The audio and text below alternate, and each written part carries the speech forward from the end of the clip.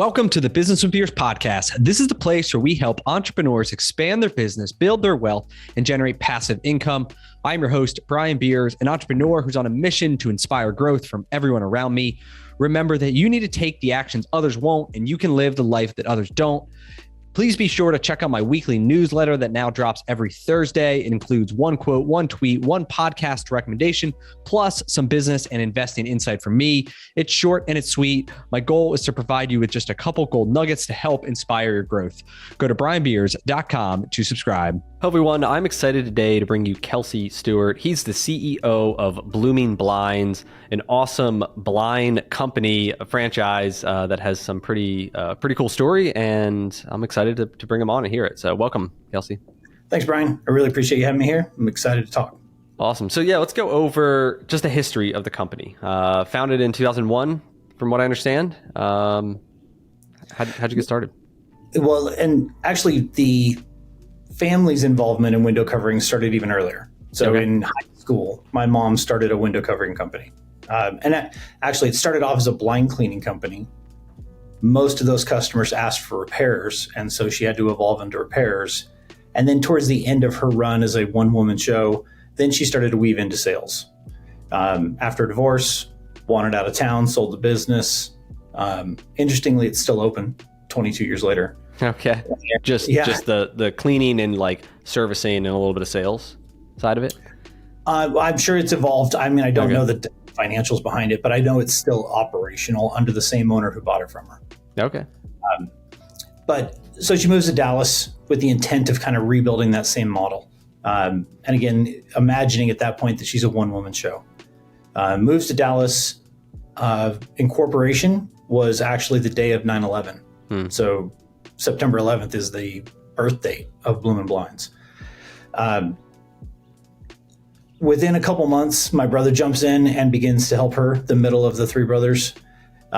Within a year, I jump in. I move down to Dallas and join the team. And then another 2 years later, my youngest brother jumps in. And it was really just mom and her boys. And the original business model, again, went back to that maintenance side of the business, that blind cleaning and blind repair. And that worked really well for us because in the economic situation after 9/11, money gets tight, people go into a maintenance mode, and we were the only blind cleaning and repair company in Dallas. And so all these retailers were sending us leads, sending us customers, and kind of feeding us our business well before the internet was the marketing dominator that it is. And over time, we had enough customers ask us for new product that we couldn't continue to say no to those. So we began to move into sales.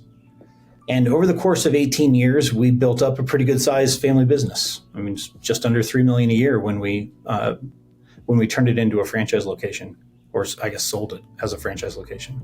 And franchised the business in 2014. We always knew that we had something unique and special with how we approached window coverings, primarily, having that maintenance side. And doing the repairs on them. Yeah, the repairs. So by that point, most of them don't do it. Like budget blinds or like blinds today or I don't know, whatever the names are. But yeah, 99% of all blind companies only sell new product. Okay. And of those that will do some level of repair, the majority of those are simply like, I'll send it back to the factory and get it fixed kind of thing. But that's only on warranty. Like if it fails, if your dog eats it, or your kids are playing soccer in the house, most retailers' answer is, I'm sorry, you got to buy a new one. And we just grew up generically fixing everyone else's stuff. We figured out where the parts are and how to source them and then how to do the repairs themselves. And that's always been kind of our separator in the market, is that we can provide that service when no one else really offers it. Okay. So then how big is the company today? So we are 65 owners, and I think we're right at about 120 territories. 120 territories, okay. And has a lot of that been recent growth? A lot of it has. Well, the last 2 years have been an acceleration. Not only did kind of COVID change everyone's perspective and want to take a little bit more control of their lives, but we brought on a reputable sales organization to help us with the early education in the process. But we've before that, I did all the franchise development. So if you had interest, you and I were working together. And we were bringing in anywhere from 10 to 15 franchise owners a year. And last year we brought in 20. Okay. So there's been an acceleration, but we haven't had some sort of like epic run. My common comment to this is my ego wants more, but my system really likes this pace. Yep. So it's been good for us. We're highly relational. And so there's not too much volume where we can actually know our owners. Yeah.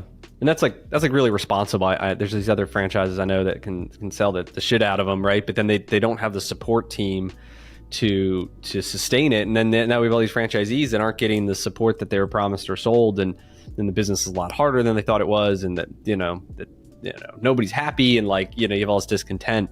It's like the franchisor has to grow at the same speed, if not grow faster in their support than the franchisees that they have. So it's great to hear too, in terms of, having it at a good pace that's comfortable for you guys. Cause that's what creates more value for the franchisees.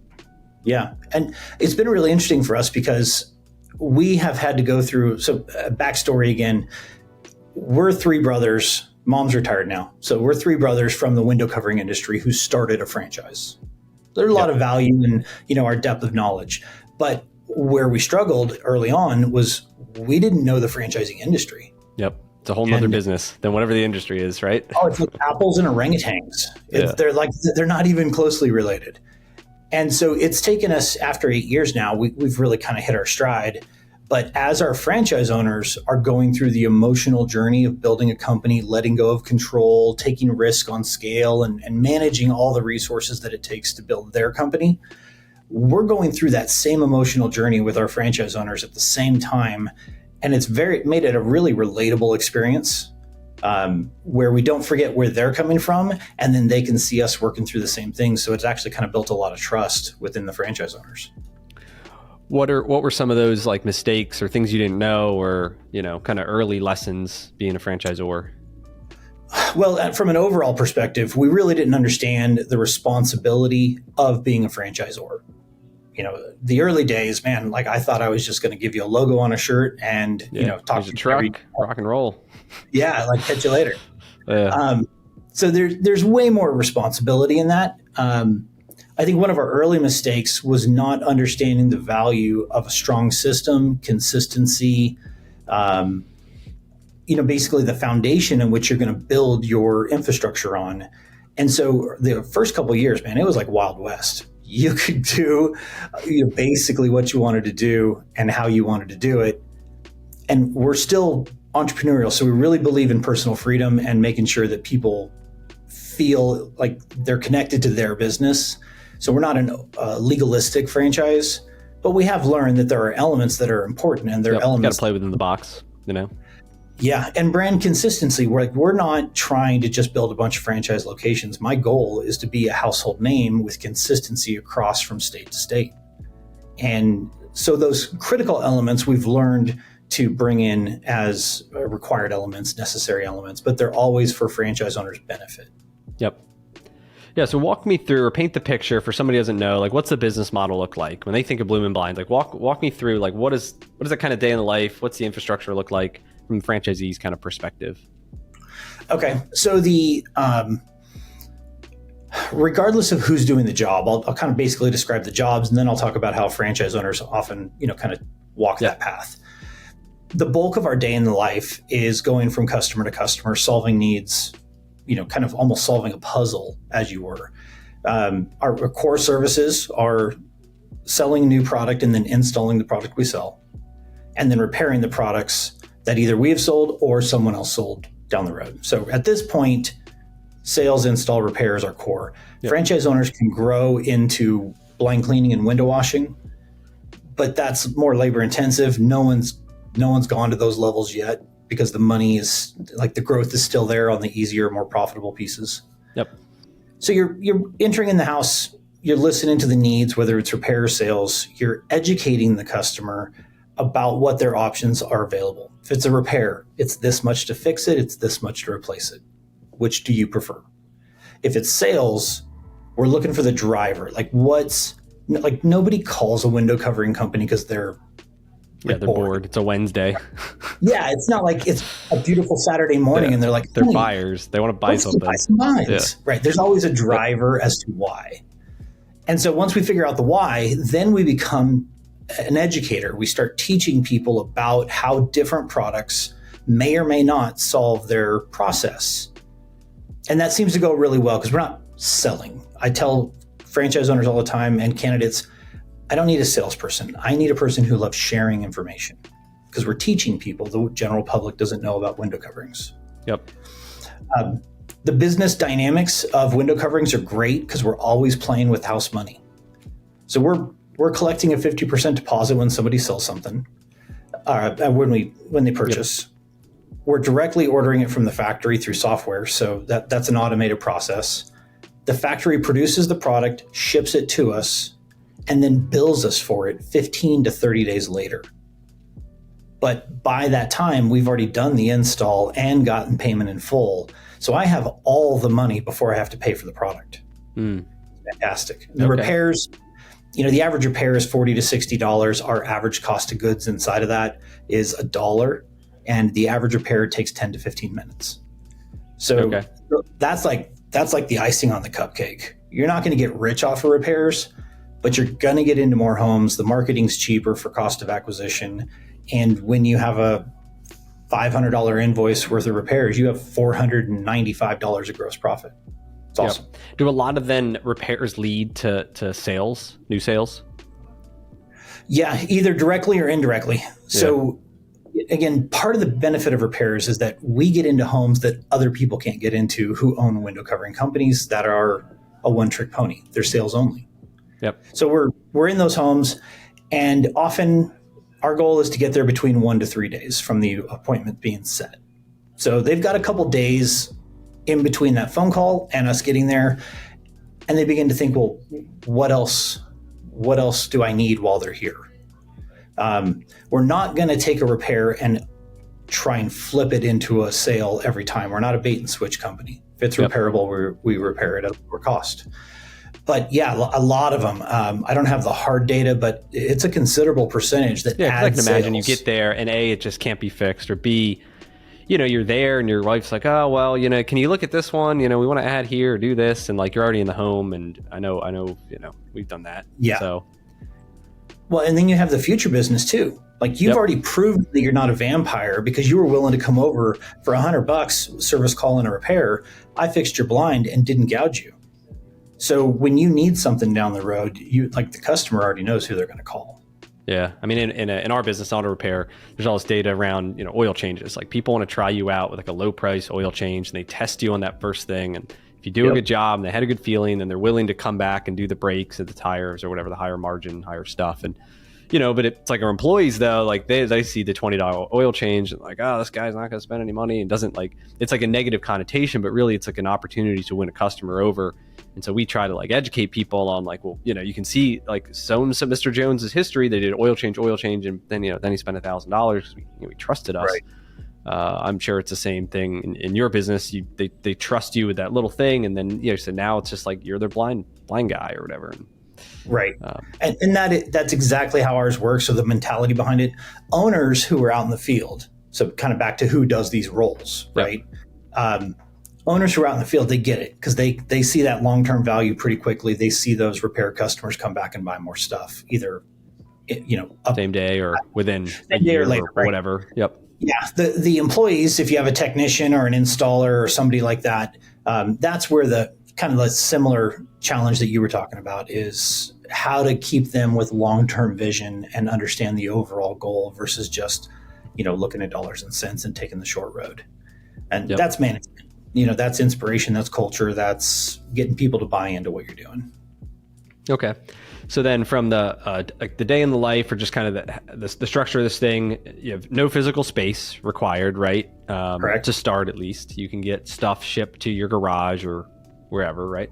And then you've got a van, an install van, and that's what you're kind of loading up, doing your sales calls, doing your installs. So 100% mobile, correct? Correct. But I don't have any showrooms. Yep. So no showrooms. So super low build out, super probably quick time to launch. I'd imagine would be another benefit because you don't have the real estate kind of concerns. Yeah, it's just the training cycle. Yep. And what about employees? So talking about like, what have you seen, successful franchisees, like, I guess A, what's their background? And then B, how do they run the business? Do they run it themselves? Do they have like a team? What does it look like? The background seems to be really all over the place. We've got former optometrists and we have guys that used to be home builders. So it really kind of runs the gamut. Yep.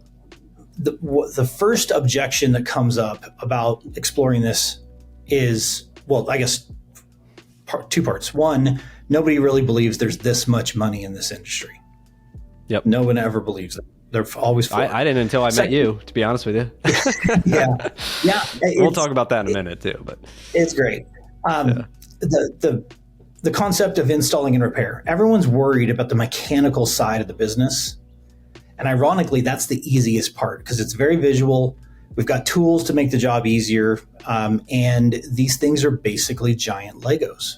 Yep. I mean, the factories are building 5,000 to 8,000 a day of these things. It can't be complicated. So again, all over the place. Yes, a great communicator. If whoever's going to be in the house, owner or employee, if they've ever had any upfront customer facing experience, that's very helpful. Like you have to be really comfortable. Yeah, good with customers, someone's home, like someone that your wife wouldn't mind letting in the house and walking around, right? Like presentable. Yep. But what I don't need, and really what we don't have a lot of, is I don't have any prior experience other than my former employees of the corporate store who are now franchise owners. Yep.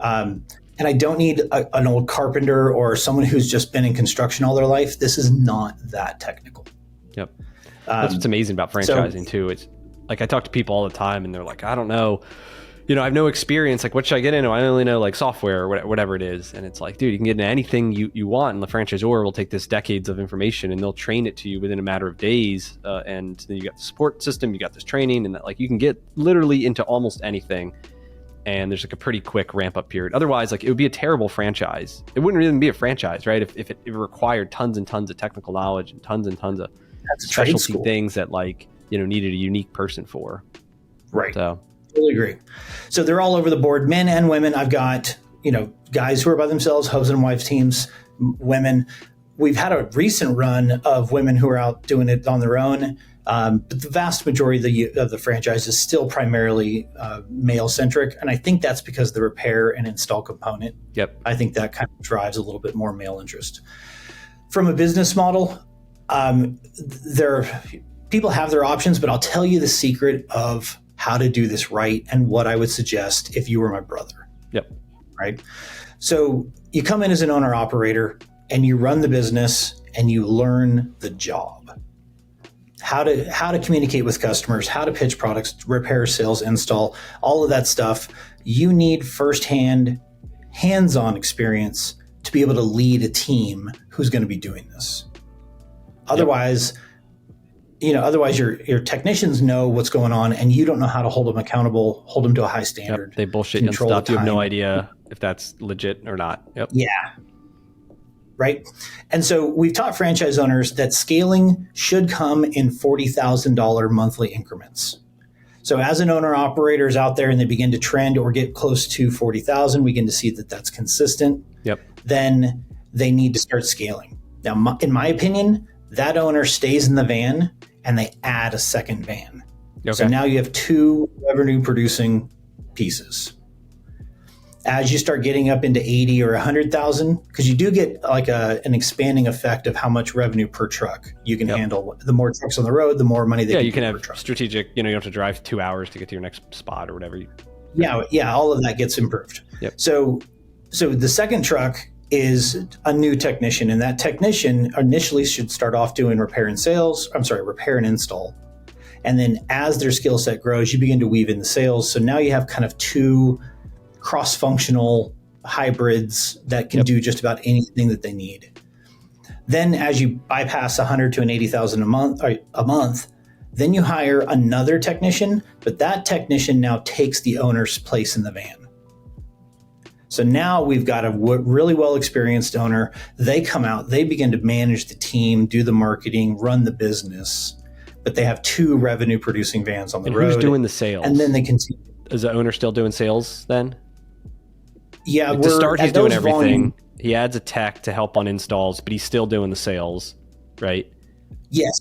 Yeah. When there's 2 vans and only 2 vans, the owner is still the point of the spear. Selling the jobs, and the other guy's coming back and doing the 2-hour install, whatever, however long it takes.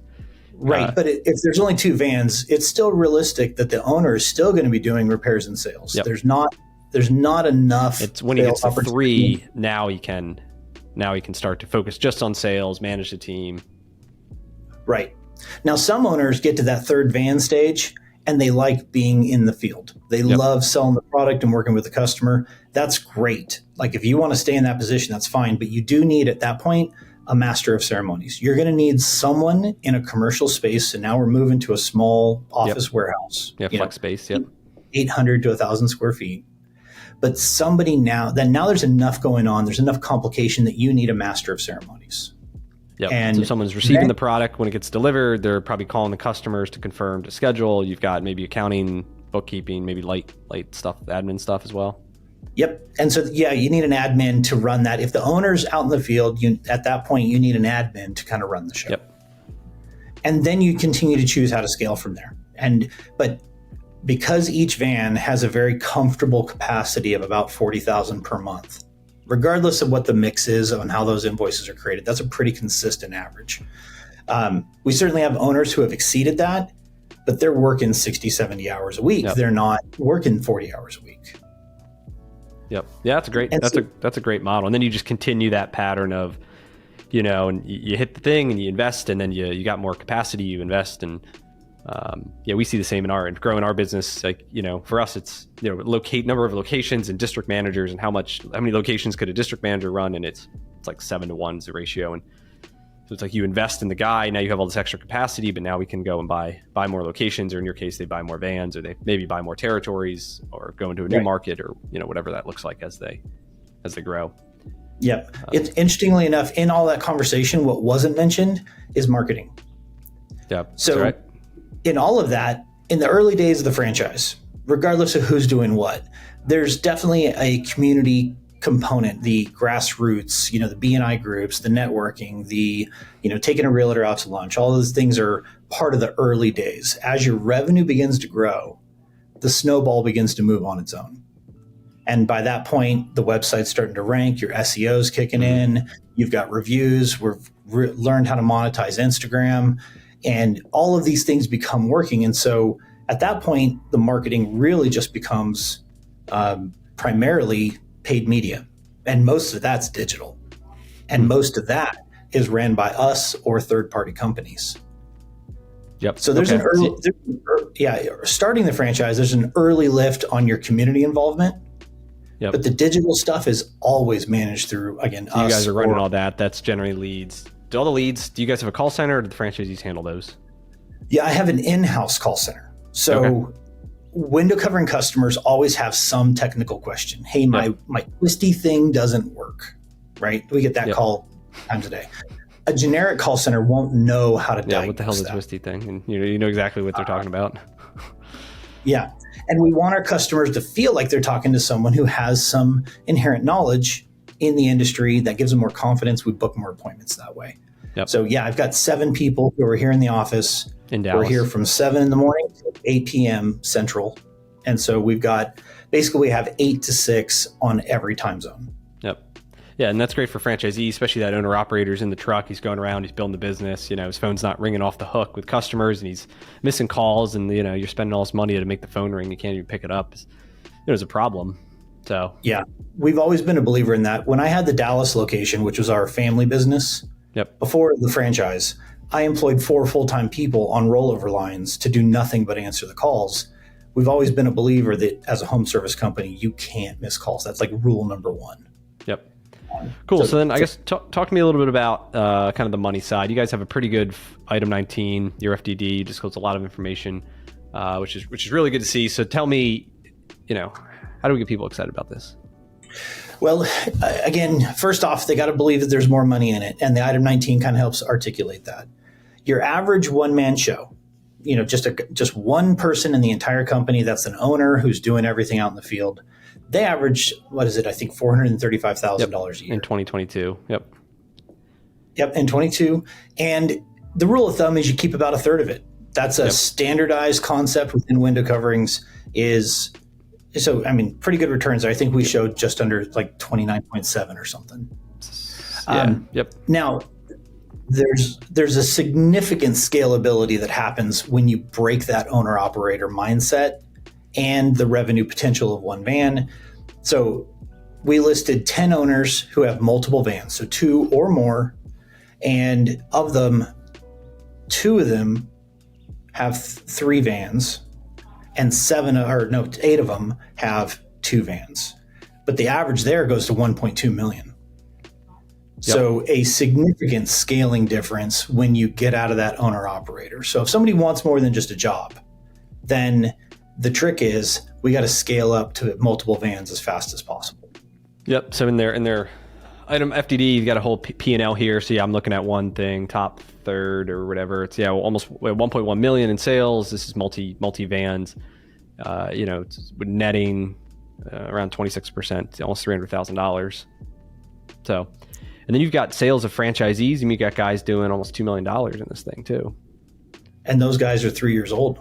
Yep. Okay. Yeah. 2 million, 1.4, 1.2. Yeah. 1.8. These aren't 20-year-old businesses. These are businesses that are still in the infancy of organization and potential.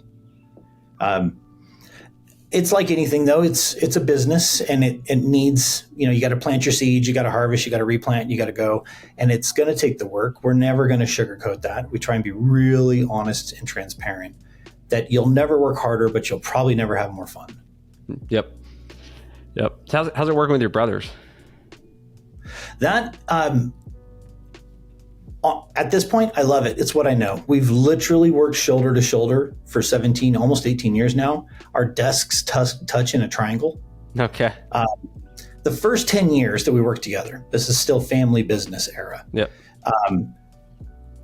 There was a lot of pecking order issues, and we're stuck in a truck, like we're doing blind cleaning. It's 105 in Texas, and you're outside sweating. And of course you're a little irritable.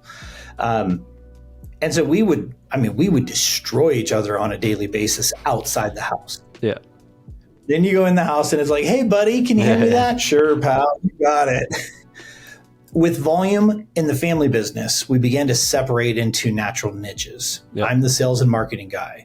My middle brother is really technical, so he's got the install and the measurements and the motorization now. My youngest brother always had a knack with people and repairs and fixing things, so he's the repair guru guy and kind of ran the office at the time. And we've evolved in those skill sets over time, and now we have learned to kind of trust each other in those divisions or silos, if you will. So now it's wonderful because just yesterday we were talking about $100,000 contract, and you had 3 different unique points of view that are all focused on the best interest of the brand. Yep. And they can see holes in things that I can't see. So we kind of think of it as like we get to manage the business and grow the company in kind of a spherical approach. And then as the company's growing, like your responsibility is franchise sales and development. Yeah. So your lead on that, I should say. Yep. And then I lead the marketing team. And then I'm highly engaged with franchise owners as they're operating. So I'm the guy that understands how to scale the business the best. Yep. And I'm the one that scaled the family business and whatnot. So and then the other 2 are kind of working in the back end on products and repairs and probably training and technology and all the other like things that make the circle go around. Yeah, they're all operations. And I'm franchise owner support, growth, scale, and franchise development. So again, kind of on that sales and marketing side of things. Yep. Okay. Yeah, so talk to me about some of the services. You mentioned a little bit about the window, the motorization. So talk to me about some of the fancy stuff that you guys do. I think a lot of people, you think of blinds, you think of the little like whatever thin ones, but like you do some pretty big stuff, don't you? Yeah. Well, and I think it's really important if anyone's still thinking about this, you got to realize that the window covering industry, like we all sell the same stuff for about the same price. Yep. So as much as I want to tout this as like, ooh, look at these cool toys, everyone has these toys because we didn't develop them. My cool toy on that side is the repairs. We do it, nobody else does. But motorization, getting a shade or any right now, any product, or on an app on your phone. You could be in Guam and lower the shades in your house. Okay, just any shade. I mean, obviously specific ones, but okay, interesting. Yeah, you don't have to be on site to lower your shades. You can set them on timers so that they move, whether it be for security reasons or just at 6 o'clock, I want them to drop to this level because the sun comes through that window. Okay, that's awesome. You can put them on heat sensors, so when the window gets too hot, it automatically drops the shade to help conserve energy and cool the house. Yep. So motorization's come so far, and it's still going, it's still expanding greatly. I really believe that in 5 years, a motorized shade is going to become. Are they all like more battery, like C batteries or D batteries or something? They originally were, but now they're on rechargeables, and they're on like really good lithium ion batteries. Okay, like the ring thing. You like pop it out and pop a new one in and charge it, and you just swap them as they go. You have a charging cable, like the port is built into the shade. Okay, that's cool. You can move these shades about 800 times before you have to recharge. Okay. You can go a year if you don't use them a lot. Then talk about like some of the exterior stuff, like the backyard patio. Some of those products. This is absolutely one of the hottest parts of the window covering industry. Again, I don't want to pretend like this is exclusive to us. Yep. But we've leaned into it significantly. That window covering, the exterior, COVID pushed everyone outside. There's been a massive run on what are called exterior roller shades, and these are giant. I mean, they could be anywhere from 12 to. We installed one that was 34 feet wide. Okay. And so these are screens that you can see through, you can get air movement through, but they'll reduce the sun or the glare coming off, an evening sunset. More importantly, and what I use it in my backyard, is it helps control the mosquitoes or the bugs that would normally come onto your patio. And so there's tracks that they can roll through that kind of cap the sides, and the bugs can't come through them. You kind of make an enclosed patio type of thing, at least on the sides of it, right? Is that the idea? And it's an optional enclosed patio because you can pull them up individually. Okay. And these are almost all universally motorized. There is a manual option, but most people are motorizing these things. And they're a high ticket item. The average sales price is $3,500 to $5,000 each. And is something like that? Does someone call you for that? Or are you in a home and then like you're presenting, hey, here's some other new hot things? Like, what's that sales process look like? Well, it goes both ways. We're definitely marketing toward this product category. It's great chunks of money for the franchise owner when the project is done. Yep. But a proper presentation, or what I would suggest, is that anytime you're in the house, you're cross-selling all of your services. If you're there for repair, you're mentioning that we do new installations and sales. You're also mentioning drapery and exteriors, which we do both of those, because those are kind of separate categories that homeowners aren't always thinking, even though it's in that sales component. We like to break out the drapery and the exterior as a separate piece. And we just float it out there. Hey, by the way, if you ever need it, or just so you know. And we're not pitching it, we're not pushing it, but if a homeowner has interest, they kind of give that little float, they give that, like some attention, and then begin to ask questions. Yeah. And that way we can present without being, some snake oil salesperson. Yeah, sure. Cool. Well, I appreciate you coming on and sharing your story today, and some pretty amazing growth. And I really like kind of how you guys run it in the family atmosphere, and have you definitely have strong core values that I think you probably do a good job in how you select franchisees and the culture you're creating. And I think for anybody who wants to be part of that, I think you'd probably be a great fit.